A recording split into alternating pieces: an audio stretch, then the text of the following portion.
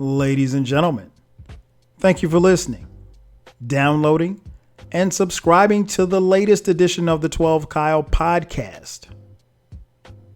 I'm 12 Kyle. Check this out. On this podcast, we're going to talk about lunchroom debates. Now, depending on how old you are, you may have had or been privy to a lunchroom debate. Remember back when you were in either elementary school or maybe middle school or maybe high school? And it could also depend on the table in which you sat, because some people sat at the cool table, some of you didn't. But there always seemed to be some type of argument / debate going down in the lunchroom. Now, if you're from my era, that was very prevalent. I mean, like, we would have lunchroom debates. We'd have ciphers where somebody would be banging on the table and somebody would be freestyle. But, that may have changed over a period of time. And how I came to this subject was because I was having a conversation the other day with my youngest son, Brandon. He's in middle school at the time of this recording. And he mentioned something about lunch. And I said, well, hey, what do you guys do at lunch? Do you guys rap? Does somebody bang on a table and you guys freestyle? Do you guys argue about certain things at lunch? And he looked at me so strange. And he said, no, Dad, why would we do that? And so I'm puzzled. And I said, well, Brandon, what do you guys do at lunch? He said, well, we eat, and then, we might break out our phones and we, share YouTube videos and things of that nature. I was a little disgusted. These kids are really, really missing out. But it got me to thinking about, some of the lunchroom debates that we used to have back in the day. And so, like I said, depending on what era you came in, you remember a good lunchroom debate. And now, honestly, the debates have moved from the lunchroom to the social media realm. I mean, people argue and go back and forth on Twitter and Facebook and other social media outlets all day long. But back in the day, it didn't used to be like that. There was a clear lunchroom debate or debates, because usually it was different topics. And so I just decided to, talk about it on this podcast. There was a time back in the day when if you really wanted to start a fight, all you had to say was, who's better, Prince or Michael Jackson? And depending on what side you were on, you really could start a fight. Like I've seen people actually almost come to blows at the lunchroom table debating who was better, Prince or MJ. Now, it goes without saying, I mean, those two in my era dominated the 80s, still made waves in the 90s. Unfortunately, neither are no longer here, which is crazy in and of itself, because I think when you came up in my era, you just didn't see people you didn't think like Prince or Michael Jackson would die. Like, it's just crazy. But nonetheless, that debate at lunch would really almost start a fight, because Michael Jackson has his fans. He has his stans. And even to this day, I mean, there's people that rock with Mike, and there's people that, they would probably cut you with a knife if you said anything bad about Thriller. And then conversely, there are the Prince fans and stans that swear by the Purple One, and they will tell you how dope he is and how great he was and how much better he was than Michael Jackson. While Prince never moonwalked across the stage at Motown, Michael Jackson never had a woman as fine as Apollonia on his side. So I guess when you break down the debate, I mean, it comes down to music. And for what it's worth, in my humble opinion and correct opinion, Prince was better. And that's no shade to Mike, because I love Mike. I had Thriller. Everybody and their mama had Thriller. I mean, like, you would be hard pressed to find someone who lived in that era that didn't have Thriller. Everybody had Thriller. Nonetheless, he wasn't better than Prince. I mean, Prince played multiple instruments. I mean, he was multifaceted, multi-talented. Michael was a great songwriter. I don't think when you compare the two, I don't know that you're necessarily comparing apples to apples, but yeah, Prince was better. Maybe not by much, but Prince was better. And I mean, if you think differently, you can trust me. I'm pretty sure there's somebody saying, well, Thriller sold 500 gazillion copies. Purple Rain never sold that many copies. And Purple Rain, for what it's worth, no, it did not sell as many. There's probably no album that sold as many copies as Thriller, but we're not comparing album sales. Because for those of you who want to compare album sales, I can tell you that, Vanilla Ice's album sold more than Paid in Full by Eric B. and Rakim. Does that make Vanilla Ice better than Rakim? I didn't think so. Nonetheless, I just think pound for pound, Prince was better. And I wish I had time to talk about it, and I may save this for another podcast. I'll tell you why Purple Rain was better than Thriller. And for what it's worth, Off the Wall is better than Thriller. But I digress. But that was a great lunchroom debate. Like I said, back in the day, you say that, and a fight really might just pop off. Another great debate back in the day. This was in the realm of sports. Larry Bird versus Magic Johnson. Huge lunchroom debate. Now, depending on where you lived, this was going to be very interesting as to how this one played out. And the reason being is because the elephant in the room when you compare Bird and Magic is the race factor. And while I don't think either Bird nor Magic played up to that, I think when you go back and listen to some of how, the game was described back then and how some of the announcers played it up, it was strictly, they spoke in very strict codes. I mean, like, they would talk about how, quote unquote, smart Larry Bird was, and he was just such a gym rat, and he was such a quote unquote heady player. And Magic Johnson was so athletic and physical, and, all of these, he could jump high, and I mean, all of this coded language. Like, the elephant in the room was Bird was white, Magic was black. And not only that, but Bird was a cold ass basketball player who was white in the black NBA. And Bird dominated brothers. Dominated them. And again, depending on where you lived, that was a debate. Now, where I grew up and where I went to school, it's mostly black people. So black people tended to ride with Magic.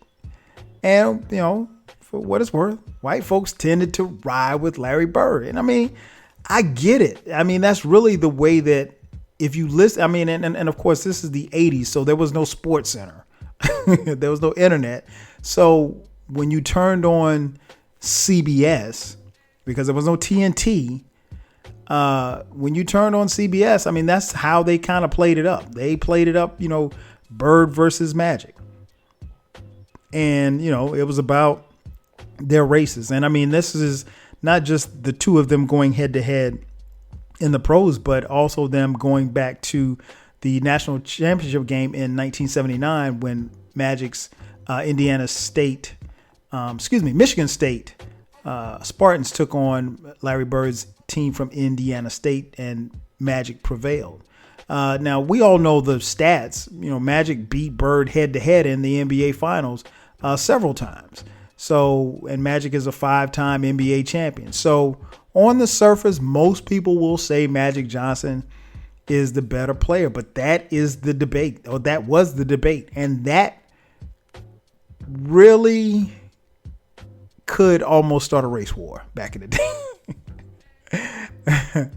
And for what it's worth, again, and I've heard Larry Bird described as this, brothers who really understood basketball, they just knew Bird was just cold. Like, I've even heard people describe Bird as a black basketball player. And he wasn't black by any means. I mean, he was from French Lick, Indiana. It doesn't get any whiter than that. But you got to respect him, man. Bird was cold. So I remember even in middle school getting into these debates in the lunchroom, and I would always throw Bird out there. Not that I was bumping for Bird, because I didn't like the Lakers, so I wasn't going to be bumping for Magic Johnson either. So I didn't have a dog in the fight, but I would always bring up Bird. And all I would do was just bring up Bird and get out of the conversation. Because the Bird section would be coming. And contrary to popular belief, we did have a lot of black people who loved Larry Bird and would bump for him in a debate. So, but yeah, the quickest way to start a race war back in those days, Bird versus Magic. Another lunchroom debate. Now, if you are a fan of cars, this debate was pretty popular, I think, when I was like in middle school, maybe high school. Mercedes versus BMW. The Mercedes-Benz versus the BMW. I remember getting into this debate with a friend of mine at the lunchroom table, and we literally argued the entire lunch. In fact, I didn't even eat. We argued that long about Mercedes-Benz and BMWs. Now, for me, I was always a Mercedes guy. And don't get me wrong, I like BMWs. BMWs are dope. But it was just something about a Mercedes, man. And my uncle had one, and I just remember sitting in it, and the leather just smelled like, it smelled like butter. The leather in a Mercedes-Benz smelled, or at least his Mercedes-Benz, it smelled just like butter. Like, it had the same smell every time. I mean, like, you could go get some McDonald's, Burger King, and some Chinese food and bring it and put it in a Mercedes-Benz, and it would smell. And then when you get out of the car and get back in, it still smelled like butter. So yeah, that was a huge debate back in the day. Again, BMWs are great cars. I'm not trying to offend anybody out there who drives a BMW. I've been in BMWs. I've been in Mercedes-Benz, and they both are great cars. They both, aren't cheap, to say the least. If you're going to get a foreign car, I would suggest getting either one of them. Personally, I don't have either one, so I don't have a dog in the fight. But since I was a kid, for me, it's always been about the Mercedes-Benz. So I think, and that's another situation where I think we would argue about it, but you're really not comparing apples to apples. But when it's 1988 and you don't have no money, a nice car is just a nice car. You don't care one way or the other. But yeah, the Benz was always just a status symbol. Like, it seemed to me like when I listened to rap and I turned on the TV screen, what I saw was Mercedes-Benz. That seemed to be the status quo for rappers. And, if you saw an NFL player or NBA player, he was always driving either a Cadillac or Mercedes-Benz. And it's not to say that people weren't driving BMWs, but I don't know. For me, for what it's worth, it was Mercedes-Benz. So I still would argue at the lunchroom table about the Mercedes-Benz. So I'm a little biased, but even to this day, give me the Benz. Now, as we got a little older and moved away from high school, middle school, college, the there's just some debates that happened when I wasn't in school, but I see people on Twitter arguing about it all the time. So I figured this would be a good time to bring it up. This would happen at the lunchroom table if we were still in middle school or high school. Ketchup. Where do you store your ketchup? Is your ketchup stored in the refrigerator, or is it stored in your pantry / cabinet? Like, I'm going to be honest. I'm going to keep it a bean with y'all. It wasn't until like maybe 5 or 6 years ago that this was a thing. Like, I didn't know that people didn't keep it in the cabinet / pantry. But there's a segment of the population, and maybe some of you listening, who will put ketchup in the refrigerator. I don't know where that came from. Wherever it came from, it needs to go back, because ketchup does not belong in the refrigerator. Ketchup belongs in your pantry, in your cabinet. It doesn't belong. Case in point, right? You come home and you're hungry. You say, okay, I want to eat something quick. What do I want? Oh man, you know what? I got a taste for some French fries. You know what? Okay, let me go to my little air fryer. Go over to the air fryer. Boom. Go in there, grab the fries out the freezer, dump them in, put them in there. The bubbling. 20 minutes later, boom, we got fries. Fries are hot, they're curly, they're crinkly. They're everything. They're brown. They're just right. And so what do you need with French fries? Well, obviously you need ketchup, but you've got these hot fries and you go to the refrigerator to get cold ketchup to put on hot fries. Who does that? Where were you raised? Were you raised by wolves or something like that? Like, that didn't make any sense, man. I'm sorry. Ketchup, you put it in your pantry or your cabinet. It does not belong in the refrigerator. Period, point blank. So if we were at the lunchroom, I'm winning that debate every single time. Because again, why would you put cold ketchup on hot fries or a hot hamburger or a hot dog? That doesn't make any sense. No sense whatsoever. So yeah, I'm winning that debate hands down.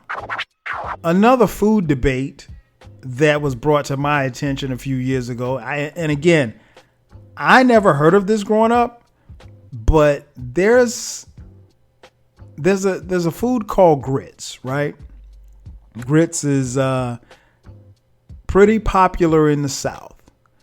I know some people eat oatmeal, some people eat porridge. Ugh. Oatmeal, ugh. Like, I've only had oatmeal like twice in my life, and it took everything in me not to throw it up. That's another story for another day.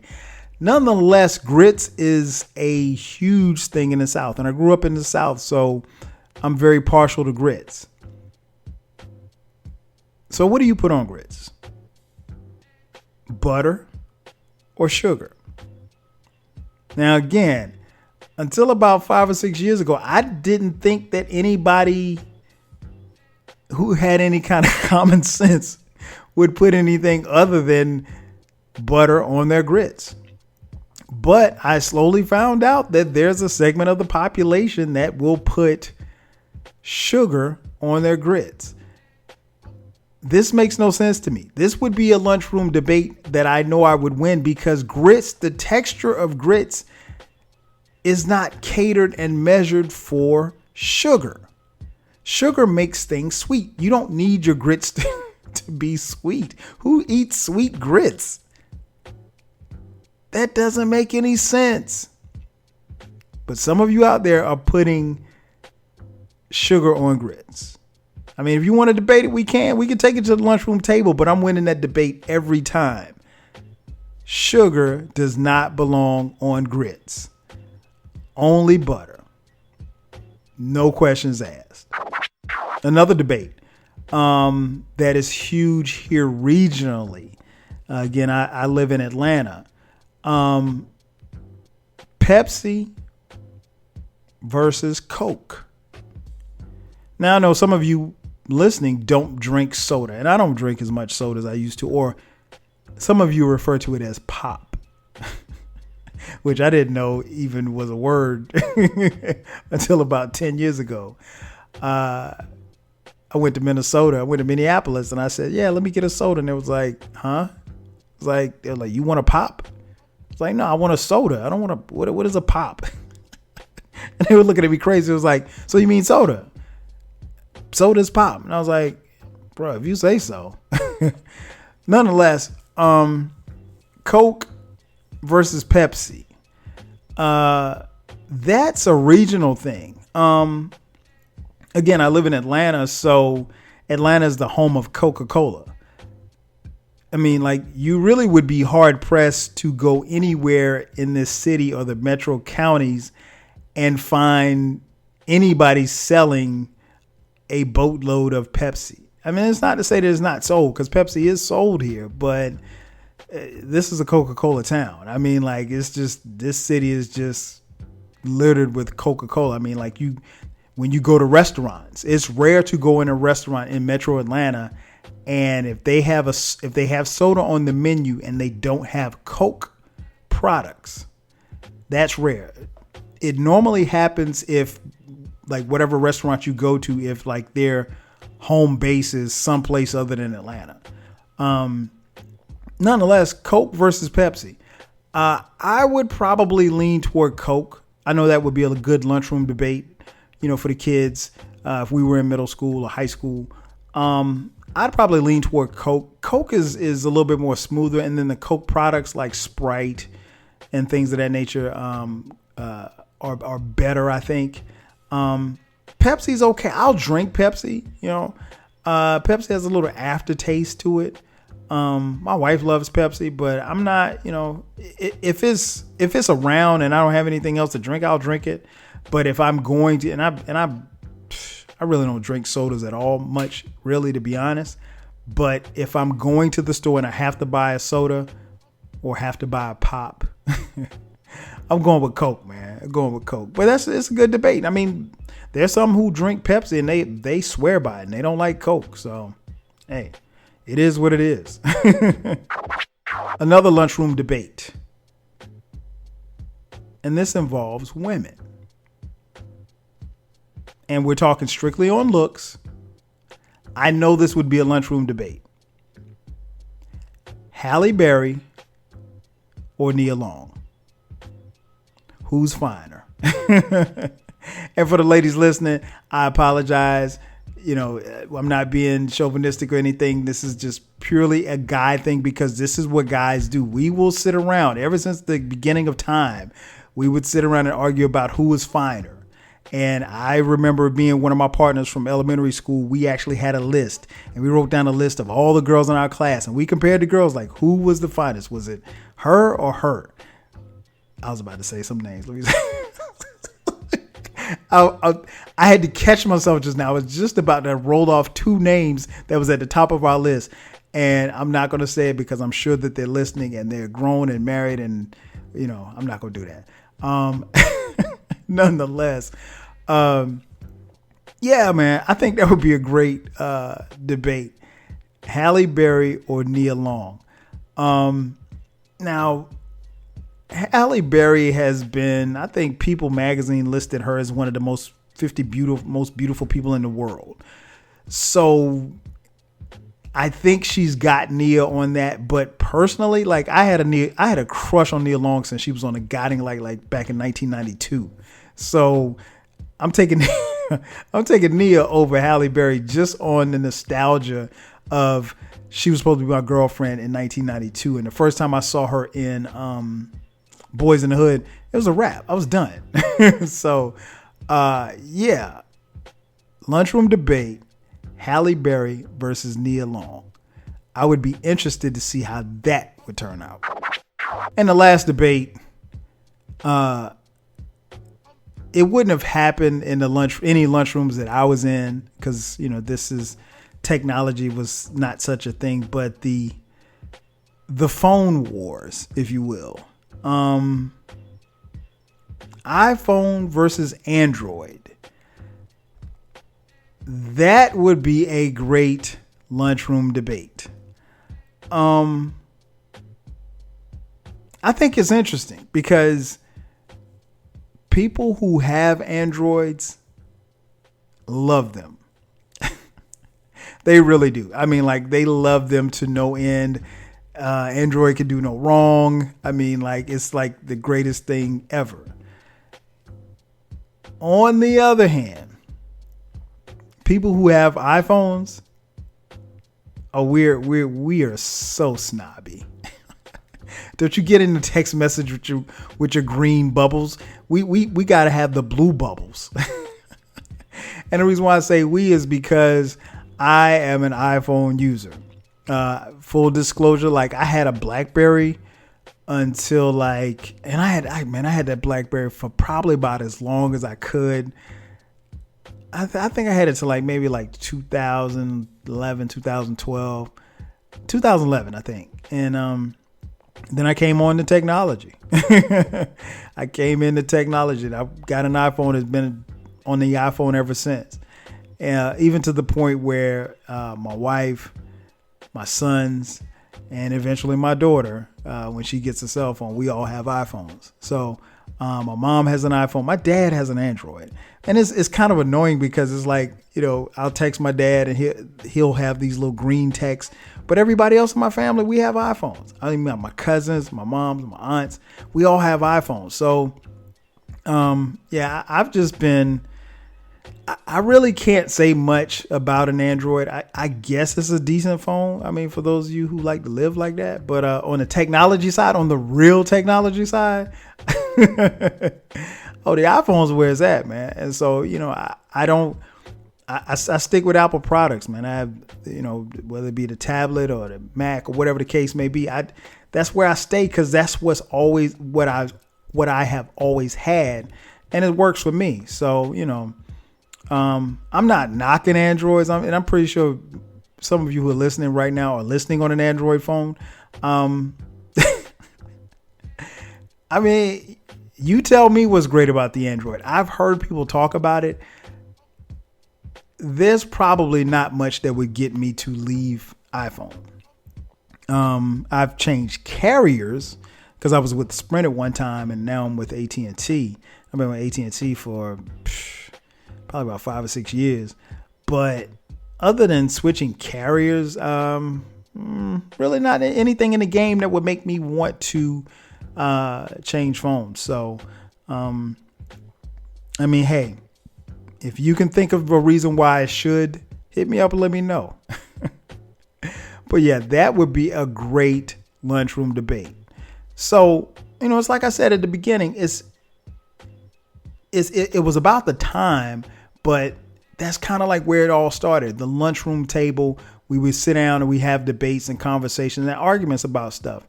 And again, now the arguments have left the lunchroom tables and now they're, you know, online, and it's not the same. And, you know, it's always kind of good to sit there and argue with your buddy. And then, you know, you never really settle on who's right or who's wrong, but you just want to get your point across. And at the end of the day, that's all that matters.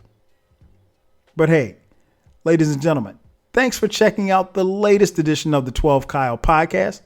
I'm your boy 12 Kyle. I'll catch you guys next time. 5,000.